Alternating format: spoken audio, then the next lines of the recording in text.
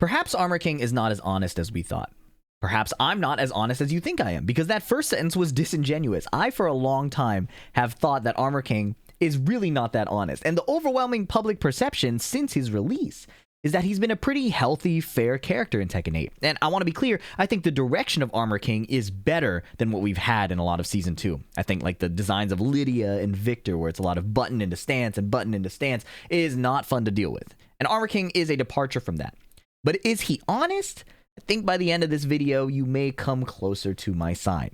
What I have for you are 2 matches from the Tekken World Tour 2025 Last Chance Qualifier. This was the Day 3 tournament of the 4-day event. We just recovered from doing like 4-day, 14-hour streams. It was nasty. But I'm feeling good again. I want to make more videos. This was Day 3. Everybody who lost in days 1 and 2 funneled into this tournament, a traditional double elimination 1-to-2 tournament where the #1 placer gets to advance back into the final bracket. Last chance to qualify. 2 matches today, Super Akouma versus Qudans and Cuddle versus Falcon. And why this is so interesting is because there are different playstyles happening here, both defensively and offensively. So you'll get to see a lot of flavors of Armor King, a lot of situations with Armor King, and I'll break down and explain a lot that's happening in between. I also have a ton of notes on the character here. If you start to lose track of what I'm talking about, I'll get the video started while I yap about this. I think the healthiest thing about Armor King is that his defensive counterplay is much more robust than the Season 2 Lydias and Victors and Eddies that kind of put you in stances over and over again where you have to kind of just guess. If you have a good read on Armor King's timing, you can play a sidestep right, you can play a sidewalk left block, you could play a sidestep right duck at range. A lot of legacy defense works pretty well, which is exciting. But Armor King has so many strengths that I really want to highlight. And if you were playing Armor King, maybe this will give you some inspiration if you're struggling a little bit. Anyways, Qudans has a huge lead in this first round. Super Akouma not getting a good start here. 43 seconds left, but he finds a counter hit 4-3, and this is where it begins. No amount of life lead is safe against this character. He has too many timings. He has throws because he's a grappler. They can come out of crouch dashing. He's able to represent so many threats at once, and you have to stay sharp the whole time. And sometimes you are just going to get robbed. Qudans has stabilized a little bit, but look at that lead. It's evaporated. Backdash. Okay, counter hit, but the third hit's not guaranteed. That's pretty fair, I think. Down forward 1-2. Hell sweep. It's looking ugly for Super Akouma, and a whiff down forward 3. Qudans playing just a calm backdash here and making the counter hit launching safe knee whiff. We like that. We like that. For all the complaining you will hear me make about Armor King, we like backdashable moves. We like sidesteppable moves. Movement being stronger is a good thing. Safe? No, not safe. Plus on block, full crouch down forward 2 launcher. Okay? And Armor King's combo damage is a huge asset to him. 87 damage, not with the optimal wall ender, but it's fine. Tombstone pile driver. He has too many throws, too many pokes, too many threats. Even the strongest Korean players in the world will get thrown. 1-1 gets crushed by down back 3. And Qudans, I believe he ducked here. This is a new string in Tekken 8. Yeah, he ducked, or maybe it was backdashing. Armor King historically just has down back 2-4 the high, but in Heat, he gets down back 2-1 with the mid chop. Raw dark upper at round start. And this is where it begins. It's not just all small... Oh, he drops the combo. I was going to say, it's not just all small play, backdashing, and quick pokes. Armor King can just throw out a launcher, and it's not that unsafe. And only 2 of them need to hit for him to delete your life bar. I say all that, but Qudans has a huge lead here despite that dark upper launch. Power Crush, Bad Jaguar 2-4 the mid, does a chunk, and he gets a wake-up situation. Kicks him when he's down, running 3, 2 throws broken, giant swing connects. The wall is behind him, and Qudans is dead. This was the situation before that all turned around. Look at this life bar, man. Power Crush here. Would you believe that Qudans is about to lose from this position? And you know what's crazy about it too? It wasn't even in Heat. He kills him here just using rage and throws. Just with rage and throws. Armor King is built to rob. What is he going to do round start here? He sidestep blocks. Nice. Making it a bit confusing what he's going to do next. Nice punish from Qudans. A little side swing blow. Does a chunk. Forward 4 neutral 2 whiffs. Qudans gets a small whiff punish only, but goes into Warrior Instinct. This should be his round. Warrior Instinct, so oppressive. Forward 4 neutral 2. Hold on. 1-1-2. Okay, they're spacing out a little bit. Forward 4 neutral 2. And a nice block, but he's a bit late on the punish. On the bad Jaguar 4. Down forward 1-2. New stuff. Armor King's down forward 1-2 extension is new to Tekken 8. Qudans gets counter hit trying to take his turn back. But he goes into heat and he's in Warrior Instinct. What a bad Jaguar parry. That was a phenomenal play. And Super Akouma can close out here. Forward 4 gets side rolled. Hell sweep. Guess for your life. And he goes for the guard break high. Look at this quick Super Akouma play before we go to final round. This was very, very nice. He goes into heat. 1 back 2. And he goes into stance to punch parry. This is very, very frame tight. That is super, super frame tight. The parry doesn't last as long or it does not have as big of a window as other parries. So Super Akouma with great presence of mind to see Heihachi do the 1 back 2 string. Now they go to final round. Qudans still able to close out the round. How does Super Akouma start the round? Down back 3, counter hit launch. At all levels of play, this is a threat. If you sit still, Armor King pokes you, he grabs you, he can chunk you with stance. If you try an attack with quick pokes, he can counter hit launch you. That's the full dynamic. Sometimes you'll get robbed. And look at this. It's mostly fine. Super Akouma misses the launch punish. Giant swing broken this time. His heat gauge is about to run out. And now Qudans is in a great position here. Forward 4-2. Qudans blocks. Nice. Spacing away from the dark upper. Counter hit back 4. Very well placed. Super Akouma trying a sidestep button. But it's not over. It's never over against Armor King. Forward 4-2 connects. Down 2 connects. And then the full crouch down forward 2 again. And the rage art should be lethal. Unbelievable. 3 different moves again. Mainly the down 2 with the little pocket stand out of nowhere. Dead. Unbelievably dead. Look at this position once again. From here. Forward 2. New move. Normal hit. Down 2. Tracking in this situation. At the tip range, it tracks a little better. Full crouch down forward 2. Catching the backdash duck. Unbelievable. Super Akouma found a way to do it again. And we know the rage art kills. It's a sick rage art, I'm not gonna lie. So, Super Akouma wins game 1, first to 2. Double elimination tournament, they're still on the winner's side. Backdash electric. Qudans locked in after that. 1 stack of Warrior Instinct already. And, you know, I was talking about Armor King damage, but Heihachi's also egregious. Down back 3, counter hit launches again. Okay. He tries to do the full crouch launch again, but the kip up interrupts him. Shining Wizard this time. He keeps running the move. Sidestep QCF1. The advantage of that full crouch launcher is its plus, so Armor King can still move after. If you try to retaliate, take your turn back, you're dead. Well, you're not always dead, but in that case, you know, it led to his death. Super Akouma 2 rounds away. Down forward 2, normal hit. We haven't even seen down forward 2 counter hit launch yet. There's so many good moves this character has. Backdash, back 1-2, automatic spacing situation again. Plus frames, they both sidestep. Qudans now needs to mount an offense without getting counter hit launched. 2-1. Alright, so now Qudans poking back himself, trying to win some chip there. Down forward 2 clips the movement. Down forward 1-2. Hold on. He gets into heat. He got his stack. He needed that. Goes under the electric. And where did his life bar go? Block punish. No stance. Just a heat smash. Oh, broken toy throw. Not enough. It didn't hit the wall. And he down forward 1s and snipes the alley kick. Very, very tight. Big combo damage and chunky pokes that do permanent health. Every move is a very solid choice for Armor King, which means there are so many threats for Qudans to deal with. Nice clipping on the movement with Dark Upper. Boom, boom. All right, throw him into the wall. Guaranteed back 1-2 into stance. 92 damage, and then the poke on top of that. Qudans has no gray health to work with. Okay, but he found the heat burst. He's probably going to save Warrior Instinct. That did a chunk. 66, homing high. Oh, and heat smash counter hit Super Akouma. Qudans digging deep. He keeps getting put in these ugly situations, but finding ways out of it. Just movement now. Sidestep 4. We haven't seen a lot of sidestep 2 from Super Akouma. That's a really, really good poke from... Oh, but I guess he doesn't need it if he hits the raw Dark Upper.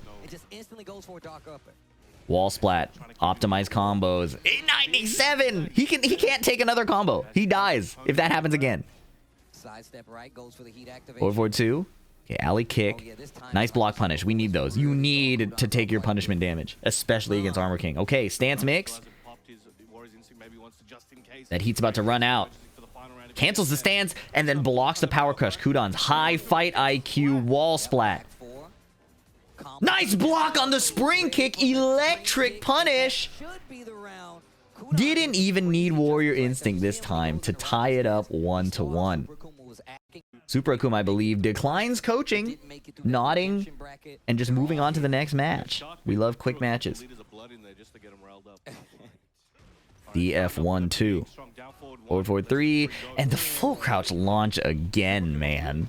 The full crouch launch again. Okay, down back 2-3 to wall carry. Huge wall carry. 97 again! Okay, he gets into heat. Raw bad Jaguar into the high, representing the other options. Giant swing puts Qudans back to the wall. DF1-2. Okay, heat smash. Block the mid. Forward 4 neutral 2. Duck the throw. Little flash duck. Very nice. Okay, they're both whiffing. Forward 4. Oh, and he clips the forward movement with a well-placed wind god fist. Mishima fundamentals. Okay, forward 2. Qudans wave dashing in, recognizing that he's kind of shut down Akuma's approaching buttons, uses the chance to attack with forward movement. We love to see that. We love to see that. I have to make it very clear what I think is cool, even though I don't like Armor King. The fact that, okay, well, he tried to do it again and ate a forward 2-1. Case in point, directly. I like when movement can be used in the offensive option. Armor King does have a lot of ways to shut that down. Another bad Jaguar pair. He's so prepared. Giant swing, guaranteed. When he breathes on you, he hits the wall. Max reward there. Whiff punish from Super Akouma. So locked in. Everybody who said he was carried by Akouma, I'm not so sure. Tying it up 1-1 again. Down back 3. No launch punish from Qudans. A huge opportunity lost. Clothesline. And the life bars are equal off of that. Forward 4 neutral 2. More movement again while standing 3. Another move that's really hard to sidestep. And an optimal punish. Optimal punish. 1-1-2 flash punch. Wind god or dark upper. Full launch. Super Akuma's so locked in, so prepared. 82 damage. Hold on. 1 back 2. No bad Jaguar parry this time. Instead, floating him out of the 4th or the 3rd hit. Heat smash to kill. No funny business. Super Akouma in amazing form. Raw bad Jaguar. Changing up his options a bit. Forward 2. Okay, heat burst. Down back 3. He tries it again. It's been working. I don't fault him for trying that over and over again. It's so obnoxious to deal with. The full crouch down forward 2. The chop. Whiff punish. Can't be whiffing in front of such a seasoned Mishima veteran. Looking ugly. He has Warrior Instinct. Maybe you spend it just to finish it up, or do you want to save it for the final round? Armor King, you're not safe against Armor King here. If he can get into heat, it's ugly. Oh, he sidestepped the down 2. Very nice. Nice block and load. Not the right punish. Giant swing. Finishes it. Ooh. Wow, 4. Didn't want to whiff. Qudans is turtling up, which means he's open to throws. The timer's ticking. Super Akouma can't find an opening. But it only takes like 2 hits. Nice block. Calmly for the entire round. And then 1-1-2 to finish it off. Warrior Instinct is coming. It's a question of when. He backs up. There it is. Boss character. This is pretty much a Qudans round. Wave dash running 3. And now he's in heat on top of that. Hell sweep. Wow. That wasn't a punish. He did while standing 1, but it's only minus 14. Oh my goodness, and he ducked and got wall splatted. What happened? Out of nowhere. 74 damage. Oh, he breathes on him, and you cannot break this throw. And Super Akouma closes it out against Qudans magnificently. I cannot believe Qudans ducked there. Look at this. Why did he... Throw into the wall, back 1-2 in a bad Jaguar stance, and then the mid will end your life. The low doesn't hurt too bad. The throw is annoying. But I guess Qudans was tired of eating the low. That's so wild to me. And then, yep. The bad Jaguar, the BJ breath. Guaranteed throw. It's nasty. It's disgusting. And that's Armor King. Regardless of my opinions of the character, that was very, very well played. That was extremely, extremely well played. That was really cool to see. And now we have another match.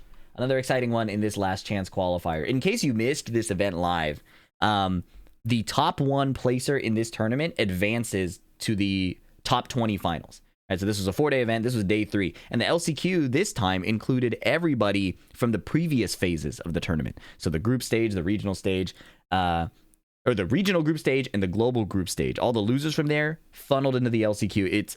It's historically the hardest tournament, and it was even harder this time. Last year they did a similar thing, but yeah, they're giving the global touring players more chances to make it into the finals, and that just makes the tournament way harder. In any case, we have North America's Cuddlecore against Falcon from Denmark. And Falcon is going to play a very different style of Armor King. You're going to see a lot of different moves and really obnoxious situations. They're like push back, up, forward, 2-1. It's not just that Armor King has so many good counter hit launchers. He has a lot of good normal hit launchers. 93 damage. And the spacings that he puts you at, paired with his good backdash, lead to a lot of nasty situations. And his sidestep is also pretty decent as well. Nice block on the low from Cuddlecore, but she has a mountain to climb to get this one back. Sidestep 2, DF4, right? Very, very safe poke. Sidestep 2 is only minus 12, so not many characters get a good punish on it. It's like Dragonov only, I think, that gets a good punish on that. Sidestep 2 again, and then while standing 2 is a frame trap after that. So Cuddlecore sidesteps out of the way, but it could get ugly next time. Guaranteed follow-up on the counter hit forward for neutral 2. 2 throw puts Falcons back to the wall. Sidestep 2 again. Just harassing with this low. And then switching it up. It's not just sidestep 2 and then run the mid. Nice counter hit interrupt. He's doing sidestep 2 and then sidestep mid poke. So he's creating a similar timing. Calm sidestep around the advancing move from Cuddlecore into heat smash with punish. He's creating the same timing as sidestep 2 and then doing a different move. Sidestep up, forward, 2-1. This is like classical Armor King. Stick and move, poke and move, poke and move, poke and poke again. Sidestep 4, mixing up the sidestep 2. It wall splats. It's also a counter hit launcher. Okay, but Cuddlecore fighting back. Up, forward, 2. Nice little back turn setup. I haven't seen that. Okay, chop the head. Doing a lot of chip. But the wall's right there. You know a giant swing. Nice duck under the down forward 2-1. But drops the combo. Chopping him again. Rage reduces the amount of chip damage. And giant swing is going to connect. And that is so dead. 3 quick rounds for Falcon. 3 quick rounds for Falcon. Let's run game 2. And then I want to show you some situations that happened in the first game that kind of speak to the obnoxious part of fighting Armor King. Super Akouma didn't do it as much. They were playing a lot more movement, but Armor King, the character, has the capability to create automatic spacing traps, automatic sidestep traps, and it's very annoying to deal with, especially now that he has sidestep 2 and sidestep 4. Forward, forward 2, nice counter hit timing from Falcon. Boom. Okay, instant shoe shine from Alisa. Okay, wow. Heat smash as keep out. Doesn't give a clean wall splat. And she was airborne. Alisa's unique wake up. She goes into heat. I thought you could get a combo follow up there, but maybe not. She wanted to prioritize heat. Heat dash. The lead is good here. But Armor King is a grappler.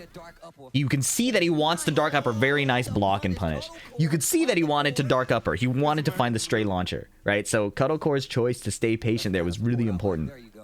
Missed punish on the while standing 2. Okay, back 4. Take your turn immediately with a nice poke and blocking the down back 3 again. Cuddlecore on point defensively here.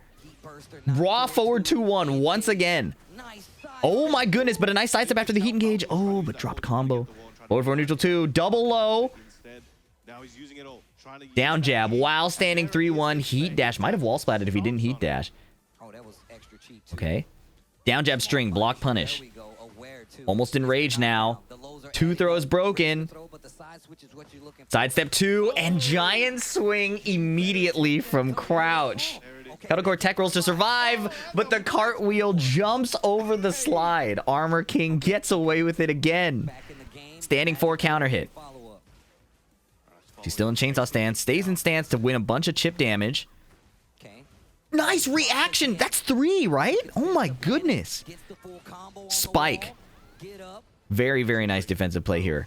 Falcon is going to have to pick a different tool from Armor King's kit. So he does 4-3-2, gets sidestepped after Alisa special. Heat dash and DF4. Clean finish. Mid-low mix-up, quick poke, safe. No problem. Up 4-2. Nice duck and whiff punish. Bad Jaguar extension that would extend the combo. I wonder if he decided that on the fly. Giant swing again, putting her in a bad wall position. Down jab. He tried to hop kick. That was vile. Okay, running 2. Nice interrupt. Sidestep 2. Finishes the string heat dash tombstone after all the giant swings. The 2 throw, it's visually different, but it's so hard in the clutch to deal with. Cuddlecore goes while standing 1+2, trying to get the Rage Art follow-up. But Falcon interrupts with DF1-2, taking his turn immediately, even though he's been getting sidewalked a lot. Good call out. Hop kick after sidestep block. Eats the up forward 2. Cuddlecore, great position here, going to win a ton of chip. So Falcon's going to swing to try to get her out of stance. No duck on the second hit, but blocks the back turn kick. Nice punish into more pressure. Down jab. Getting to heat. Down jab right back. Heat smash right back. More chip damage. Got him into rage. Now Falcon has to make a play. Although the chip damage isn't going to hurt as much anymore. Double 4-4 neutral 2. Forward 3-2 tracks that way. Forward 4-2 floated. It sticks to the wall. Why? Why does it do that? Oh, ground throw. She rolled over. Guaranteed follow-up. And it's over. Out of nowhere once again. Look at this lead. Look at what Ori does. Chunky low. Chunky low. Okay, heat dash. Forward 3-2 tracks the sidestep left. Sidestep 4, nice. Okay, he eats the low, and then what? Forward 4-2 sticks to the wall for some reason. And then Cuddlecore side rolls because she doesn't want to eat free stomps here. So the ground throw picks her up, throws her face on the wall, guaranteed string to kill. What an Armor King round. What I want to highlight here, GG's to Falcon, of course. What I want to highlight here are some situations Falcon was playing that's a really good demonstration of why Armor King is so annoying to fight. Okay, look at how he plays just this round start. As soon as the round starts, he takes advantage of Armor King automatically spacing himself to optimal ranges, okay? So look, 1-2, DF4. Now look at the spacing this leaves them at. You see that?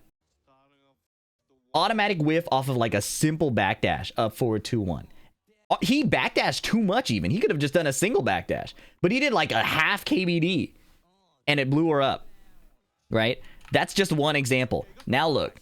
After this combo, what happens here? He gets a ton of ground damage until she gets up. Sidestep 2. Now what? While standing 3. Okay? What's the next play? Back 1-2. Run the stance low. Sidestep 2. Now what? Sidestep DF4. This is the obnoxious thing of Armor King. So it's not just the spacings that DF4 puts you at. It's not just the frame advantage that Sidestep 2 puts you at, right? Because if you were to mash after this Sidestep 2, while standing 2 counter hit launches. Okay, so Cuddlecore decides to play Sidestep as well, which lets Falcon run the mix again. Sidestep 2 again, or Sidestep mid kick, which kills. Which kills. Let's look at this next round.